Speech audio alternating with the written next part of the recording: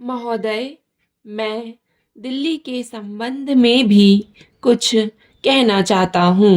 अब दिल्ली चूँकि केंद्र शासित क्षेत्र है और दिल्ली को केंद्र शासित क्षेत्र माना गया है, तो स्वभावतः दिल्ली वालों को यह आशा थी कि केंद्र से शासित होने से यहाँ पर उन्नति होगी और यहाँ के लोगों को कुछ सुविधा मिलेगी, संतोष प्राप्त होगा। किंतु मैं यह देख रहा हूँ और लोगों में भी यह भावना बढ़ती जा रही है कि जब से यह केंद्र शासित क्षेत्र हुआ है, तब से शासन में निरंकुशता आने लगी है और लोगों की ओर ध्यान कम दिया जाने लगा है। इसलिए मैं यह कहना चाहता हूँ कि दिल्ली प्रशासन के पुनर्गठन के ऊपर पुनः जोर दिया जाना चाहिए और हो सके तो उसके लिए एक समिति बैठा दी जाए और उसके लिए सोचा जाए कि दिल्ली का प्रशासन किस तरह का होना चाहिए। मैं चाहता हूँ कि दिल्ली के प्रशासन के संबंध में आप विचार करें। भ्रष्टाचार के संबंध में यहाँ बहुत कुछ कहा गया है, मैं पुनः उसको दोहराना नहीं चाहता, किंतु इतना अवश्य चाहता हूँ कि आज देश में जनता का जो नैतिक स्तर है वह दिन प्रतिदिन गिरता जा रहा है। सरकार को यह सोचना चाहिए कि उनका वह नैतिक स्तर किस प्रकार उठाया जाए और किस तरह से लोगों की भावनाएं बदली जाएं, किस तरह से लोगों में अनुशासन रह सके, इसके लिए सोचना अत्यंत आवश्यक है। हम जब भ्रष्टाचार की बात करते हैं तब यह तो सभी मानते हैं कि भ्रष्टाचार है और इसमें कोई दो राय नहीं है कि भ्रष्टाचार मौजूद है। छोटे से अधिकारी से लेकर बड़े अधिकारी तक यह फैला हुआ है।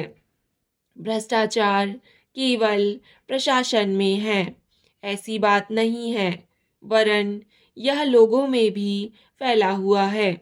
जब करों की अदायगी का प्रश्न आता है तब लोग दो दो खाते बना लेते हैं और आयकर की चोरी करने का प्रयत्न करते हैं और कर से बचने के लिए भ्रष्टाचार करते हैं।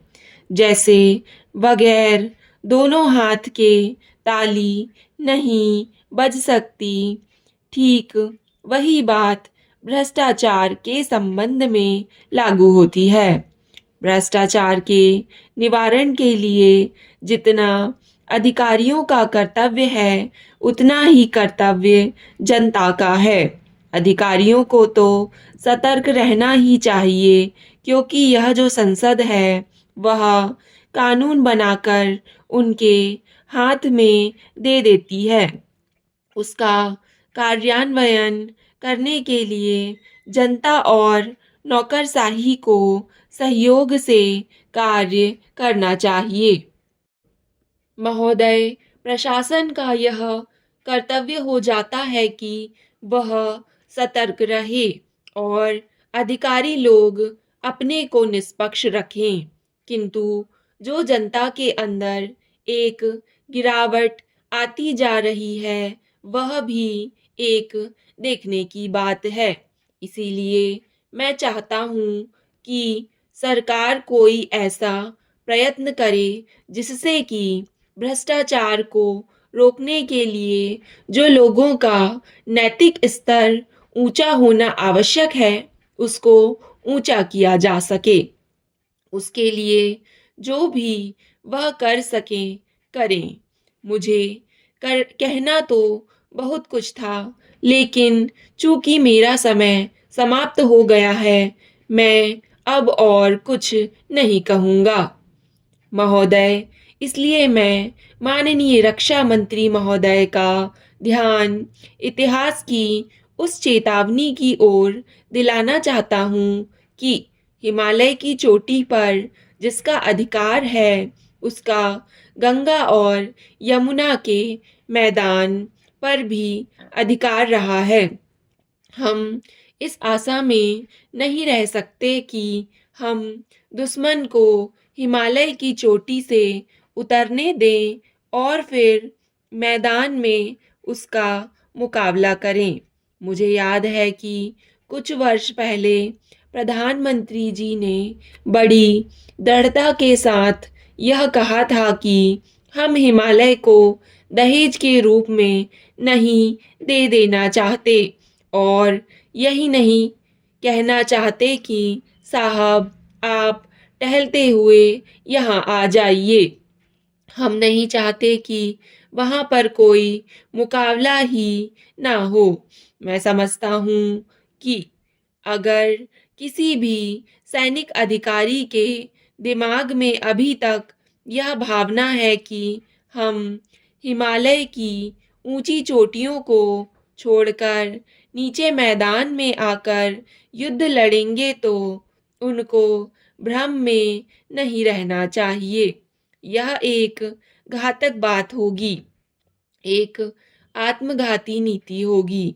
अगर एक बार चीन का हिमालय की चोटियों पर कब्जा हो गया तो चाहे वह बाद में नीचे हम पर हमला ना भी करे, किंतु वहाँ से हम उसको कभी नहीं हटा सकेंगे।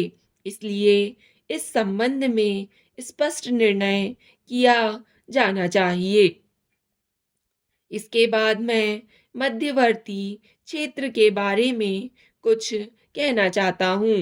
पिछली बार जब चीन ने बड़े पैमाने पर आक्रमण किया था तो लद्दाख में और पूर्व में नेफा के इलाके में किया था।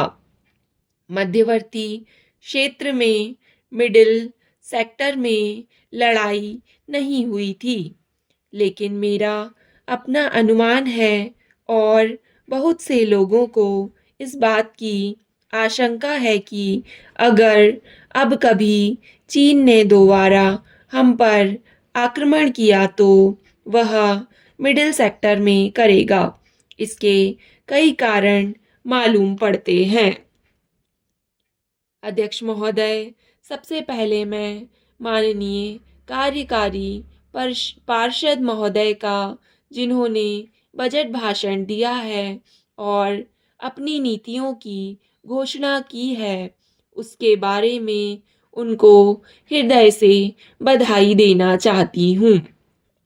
मैं यह नहीं कहती कि कोई क्रांतिकारी परिवर्तन लाना चाहता है यह बजट, लेकिन मैं यह भी देखती हूँ कि यह बजट जो है धीरे धीरे गति से समाजवाद की ओर बढ़ता जा रहा है। अपनी नीति से यह भूतकाल और वर्तमान दोनों को एक कड़ी में मिलाकर हमें उज्जवल भविष्य की ओर ले जाता है।